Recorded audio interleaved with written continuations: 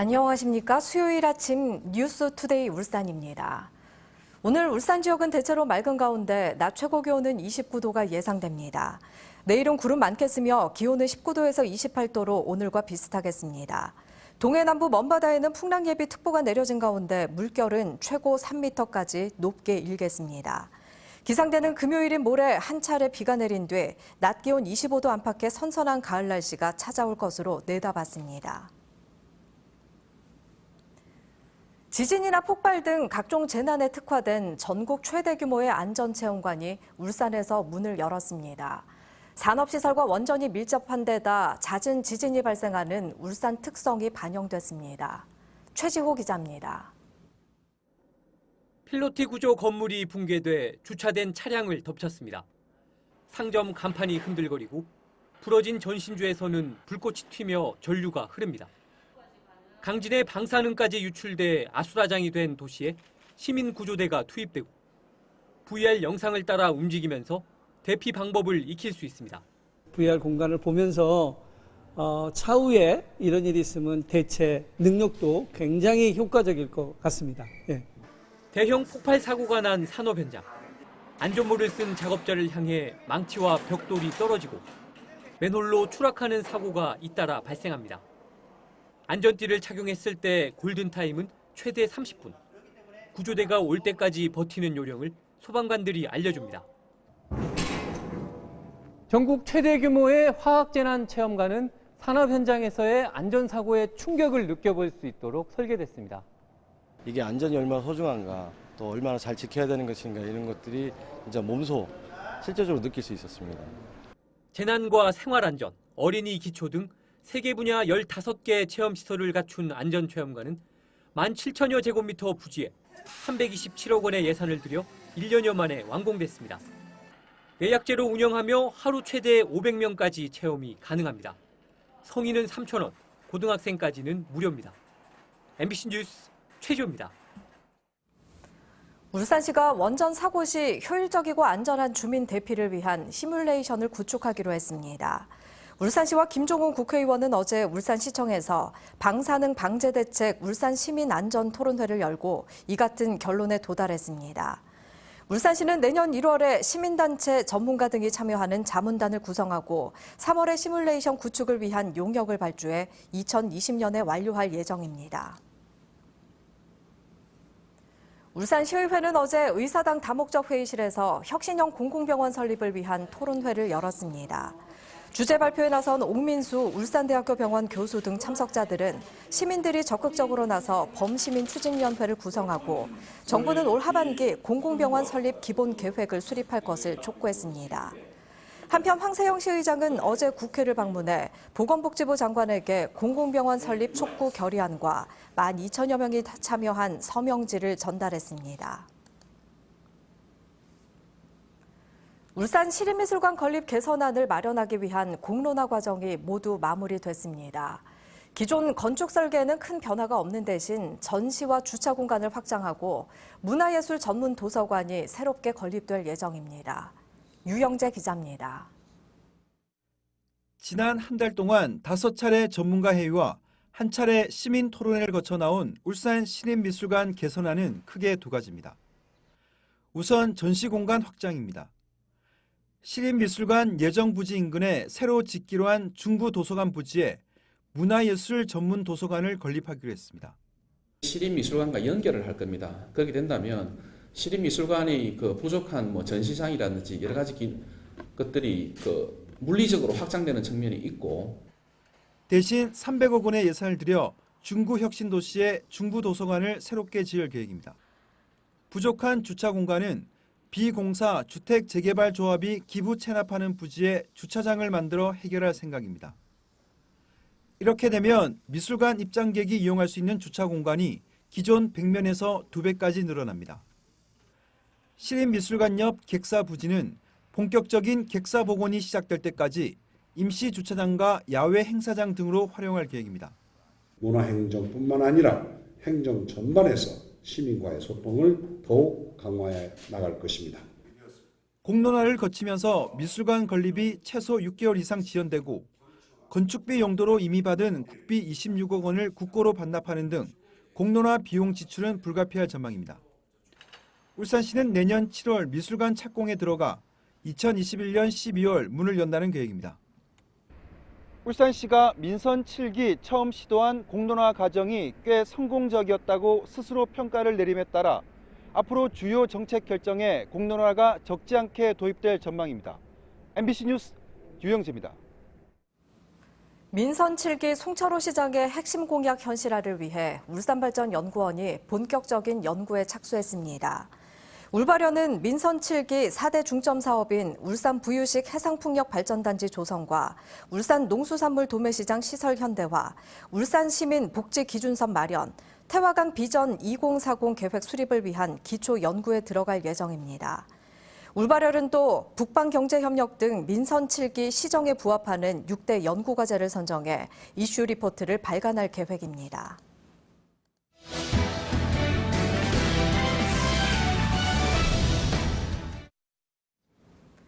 울산 지역 경제가 처한 현실을 짚어보는 연속 기획입니다. 지역 중소기업과 소상공인들의 어려움을 듣는 현장 토론회가 열렸는데요. 정부가 지자체가 내놓은 지원책이 현실과 맞지 않는다는 하소연이 이어졌습니다. 유희정 기자입니다. 국민권익위원회와 울산시가 마련한 현장회의에는 울산 지역 중소기업 관계자들과 소상공인들이 참석했습니다. 참석자들은 작은 회사라는 이유로 받는 불이익부터 없애줄 것을 요구했습니다. 수박공무나 이런 데서 가보면 굉장히 냉정해요. 세계적인 제품을 만들어도 한국에서 쓸 땅이 별로 없다. B종류를 제출하라고 하고 또 다른 기업은 C종류를 제출하라고 합니다. 그러면 사실 매년 그렇게 제출하라고 하는 신용보고서 비용만 하더라도 기백만 원에 이릅니다. 정부와 지자체가 불경기를 해소한다며 지원책은 쏟아내지만 정작 현장에서 체감하기는 어렵다는 지적도 이어졌습니다. 새로운 창업기업 수를 늘리는 것도 중요하지만 이미 기지원한 수많은 정부 예산이 들어간 창업기업들을 유지 관리해준 부분들이 상당히 중요할 것 같습니다. 재단의 도움을 받아가지고 사업을 진행하고 있는 업체를 잘 선별해가지고 그 업체가 조금 힘들 때 조금 더 이렇게 푸시를 또 해준다면 수십 년 일하며 경력을 쌓고도 불경기를 이유로 밀려난 퇴직자들을 적극 활용해달라는 요청도 있었습니다. 앞으로 경제생활을 해야 될 게 앞으로 20, 30년 더 해야 되는데 뭐 아시다시피 직장이라는 게 없지 않습니까? 그래서 이제 창업 일선에 많이 나오고 있고 선배 중소기업인들과의 다양한 교류 그리고 1년 동안 인큐베이팅이 아닌 이들은 지자체가 현장의 목소리를 더 적극적으로 듣고 현실에 맞는 지원책을 내줄 것을 요구했습니다. MBC 뉴스 유희정입니다.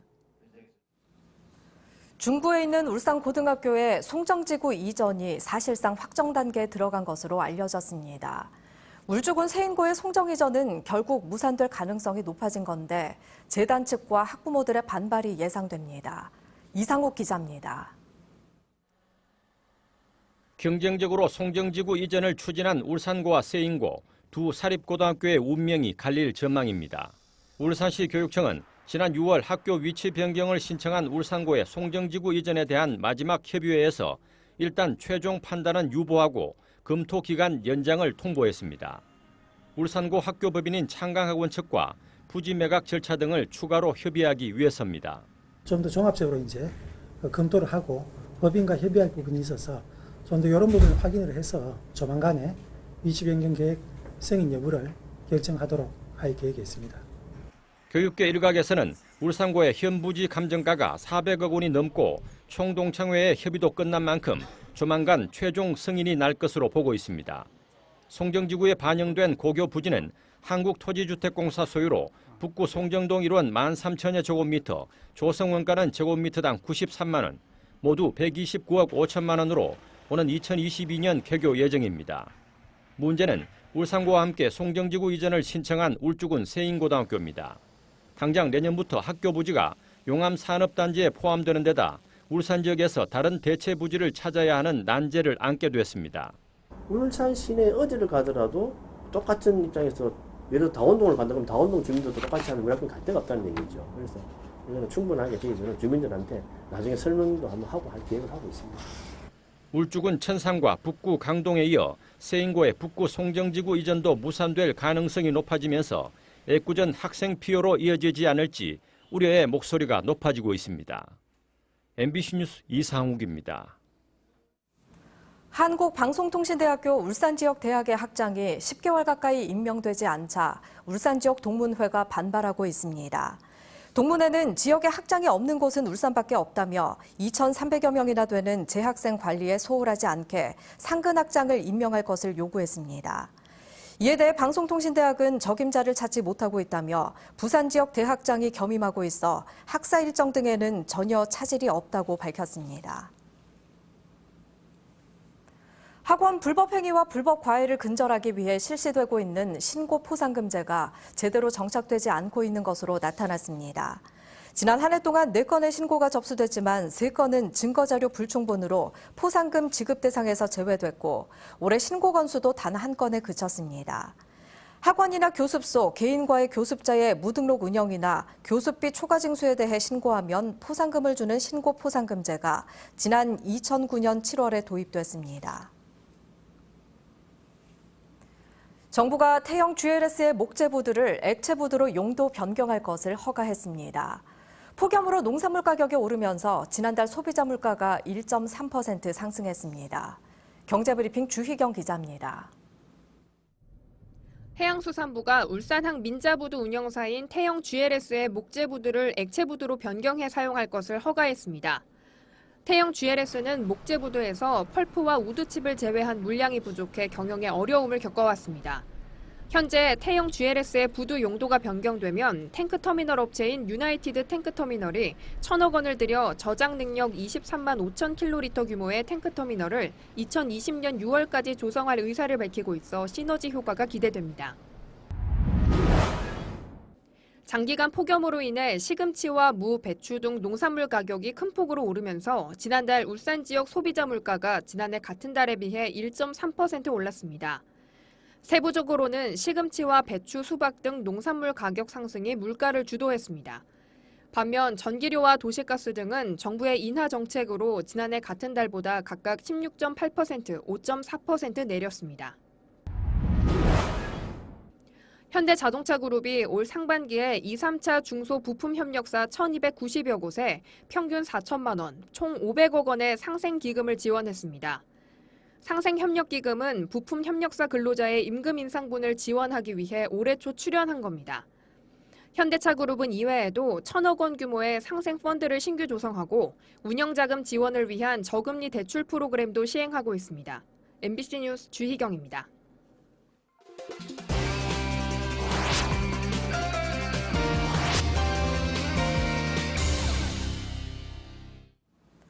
경남 하동군의 제2생활폐기물 처리장 신설을 두고 갈등이 빚어지고 있습니다. 경남 하동군은 대화를 통해 논의를 이어가겠다고 밝히고 있지만 주민들은 피해가 우려되는데도 충분한 사전 설명이 없었다며 반발하고 있습니다. 신동식 기자입니다. 하동 군청합 인도. 가을 장맛비가 쏟아지는 가운데도 주민들이 폐기물 처리장 건설 반대 집회를 엽니다. 폐기물 처리장 가까운 곳의 주민들 외에 나머지 상당수 금남면 주민들이 제기한 문제에 행정의 소통 노력이 부족하다고 지적합니다. 2km 안에 주민들은 쓰레기장이 되고 우리 금남면 2km 밖에는 전혀 무시해도 되는 겁니까? 이런 대한민국 어느 법에도 없습니다. 하동군은 현재 사용 중인 생활폐기물 처리장 부근 대송저수지에 제2의 폐기물 처리장을 만들 계획입니다. 기존의 폐기물 처리장과 언덕 하나를 사이에 둔 제2처리장터는 주민 공모 사업을 통해 입지선정위원회와 타당성 조사 용역을 거쳐 선정됐습니다. 하동군은 또한 그동안 인접마을 주민들은 물론 다른 면민들과도 꾸준히 대화를 해왔으며 구성을 준비하고 있는 주민협의체와 문제를 풀어나가겠다고 밝혔습니다. 서로 협의해서 주민협의체가 구성되면 거기서 상황이고 거기서 또 어느 정도 논의를 거쳐서 또 국내에 또 의견을 제시하면 국내에서도 그걸 전향적으로 검토하겠다. 여기에다 최근 하동군과 남해군이 광역 소각장과 매립장 건설을 추진한다는 소식이 알려지면서 주민들의 반발은 더 심화되는 모양새입니다. 광역 소각장은 논의 단계에 있을 뿐 아직 결정된 게 없다고 하동구는 밝히고 있지만 주민들의 이해와 동의를 얻기까지는 더 많은 노력과 시간이 필요해 보입니다. MBC 뉴스 신동식입니다. 요즘은 생소한 이름, 다양한 맛의 맥주들을 시중에서 쉽게 맛볼 수가 있습니다. 부산에선 특히 제조법에 따라 색다른 맛을 내는 수제 맥주가 인기인데요. 이를 관광 상품화하려는 움직임까지 일고 있습니다. 송광모 기자입니다. 보기만 해도 시원한 맥주가 잔을 가득 채웁니다. 달콤한 맛이 나는 흑맥주부터 과일 맛 나는 맥주까지 종류도 다양합니다. 소규모 사업자가 만든 수제 맥주들인데 어떤 재료를 이용하느냐에 따라 맛도 도수도 천차만별입니다. 다양성에서 다른 주류보다 더 많은 맛을 찾을 수가 있고요. 과일을 또 사용을 할 수가 있어요. 어느 정도. 이제 과일을 사용하게 되면 또 그런 과일 향을 입힐 수가 있는 것도 있지만 기존의 맥주가 획일적인 맛을 냈다면 수제 맥주는 커피나 와인처럼 종류가 다양해 소비자가 선택할 수 있는 폭이 넓습니다. 300제곱미터 규모의 작은 양조장이지만 이 발효조들 안에선 각자 다른 맛, 다른 향의 맥주들이 만들어집니다. 부산의 수제 맥주 양조장은 현재 6곳으로 서울의 10분의 1에 불과합니다. 하지만 미국의 한 맥주 평가사가 발표한 한국 맥주 상위 10개 가운데 4개가 부산 수제 맥주였을 정도로 맛에서는 검증받았다는 평가입니다. 부산의 20개 업체가 참여하는 수제 맥주 축제가 올해 처음 예정되는 등 수제 맥주를 부산 대표 먹거리로 확장하고 관광 상품화하려는 움직임까지 일고 있습니다. 수제 맥주 축제는 매년 정기적인 행사로 개최할 예정이며 이 행사를 통해서 지역에 있는 수제 맥주 업체들이 수익 창출과 해마다 100%에 가까운 산업 성장률에다 20, 30대 청년들이 수제 맥주 창업에 뛰어들면서 일자리 저변을 확대할 수 있을지도 주목됩니다. MBC 뉴스 송광모입니다.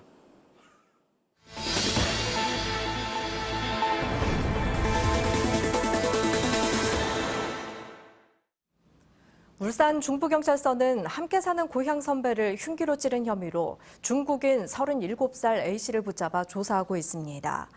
A씨는 그젯밤 11시쯤 중구에 있는 자신의 집에서 함께 사는 고향 선배 47살 B씨와 말다툼을 하다 B씨를 흉기로 찌른 혐의를 받고 있습니다. 울산지방법원 이준영 판사는 구급대원을 폭행한 혐의로 기소된 58살 A씨에게 벌금 600만 원을 선고했습니다. A씨는 지난 5월 술에 취해 머리를 다쳐 쓰러져 있던 중 구급대원이 응급처치를 하고 자신을 들 것으로 옮기려고 하자 아무런 이유 없이 이 구급대원을 때린 혐의로 기소됐습니다. 올해 울산공항을 오가는 항공기 100대 중 2세대는 결항한 것으로 집계됐습니다. 한국공항공사에 따르면 올 들어 7월까지 울산공항에서 이착륙한 항공기 4,100여 편 중 2.7%인 110편이 결항해 포항과 군산 등에 이어 전국에서 5번째로 결항률이 높았습니다. 결항 원인은 기상 악화가 60편, 김포나 제주에서 결항돼 중간 기착기인 울산에서 결항된 게 48편으로 접속 결항률은 전국에서 가장 높았습니다. 울산 여상 금지현 선수가 그제 경남 창원 국제사격장에서 열린 2018 세계 사격 선수권 대회 10m 공기소총 단체전에서 세계 신기록을 세우고 금메달을 목에 걸었습니다. 금지현은 팀 동료 이만아, 정은혜와 결선에서 1886.2점을 기록해 1879점을 기록한 인도를 꺾었습니다. 10m 공기소총은 이번 대회부터 40발에서 60발로 늘어나 한국팀 점수가 초대 세계 신기록이 됐습니다. 울산 집값이 5개월 연속 전국에서 가장 큰 폭으로 하락했습니다. 한국감정원이 발표한 8월 전국 주택가격 동향 조사 결과 울산의 주택가격은 전달 대비 0.85% 떨어지며 전국 최대 낙폭을 기록했습니다. 특히 북구와 동구가 각각 1.3%와 1.2% 내려 집값 하락을 주도했습니다. 자세한 날씨 소식 알아보겠습니다. 박지영 기상캐스터입니다. 비구름이 물러가고 청명한 가을 하늘이 드러나겠습니다. 선선한 북서풍이 불어오면서 아침 저녁 공기가 제법 시원해졌는데요. 기온 차이는 주의하셔야겠습니다. 현재 아침 기온 19도로 출발하고 있고요. 낮 기온은 29도로 예상됩니다. 위성 영상입니다. 현재 보시는 것처럼 오늘은 전국 하늘이 구름 한 점 없이 맑겠습니다. 다만 울산 지역에는 자외선 지수가 매우 높은 단계를 나타내겠습니다.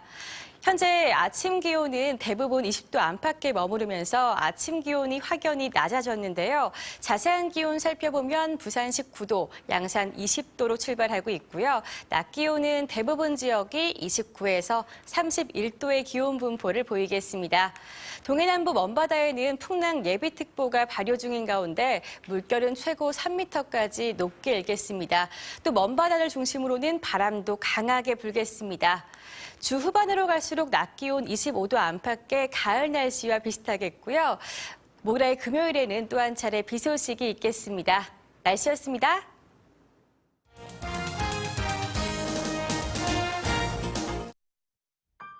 울산시 건축사회에서 2018 시민건축대학 참가자를 9월 7일까지 접수합니다. 북구청에서 제7회 사회복지 및 자원봉사 박람회를 9월 8일에 개최합니다. 울산광역시 광역치매센터에서 치매 극복의 날 공감 캠페인을 9월 9일에 진행합니다. 울산시 강남교육지원청에서 학부모 교육 특강 참여자를 9월 12일까지 모집합니다. 북구청에서 9월 열린명사 아카데미 무료 강연을 9월 19일에 진행합니다. 울산 YMCA에서 찾아가는 뻔뻔 어린이 경제교실 참가단체를 선착순 접수합니다. 평화주간 보호센터에서 1:1 멘토 자원봉사자를 모집합니다.